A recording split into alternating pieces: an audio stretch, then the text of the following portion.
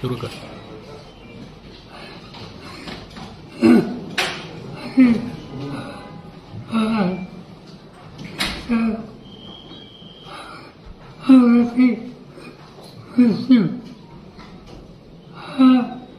हा रस्त्याला हे प्रचंड असा धक्का आहे. हे कर्तृत्वान नेण्याची शक्ती ज्याच्यात आहे अशा व्यक्तीला महाराष्ट्र मोकळा. हे काही नुकसान झालं ते भरून निघणार नाही. पण सगळ्याच गोष्टी आपल्या हातात नसतात. मी आज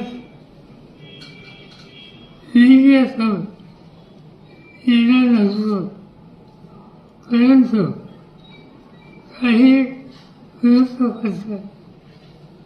हा अपघात याच्यामागे काहीतरी राजकारण आहे अशा प्रकारची भूमिका कलकत्त्यावरून मांडली गेली.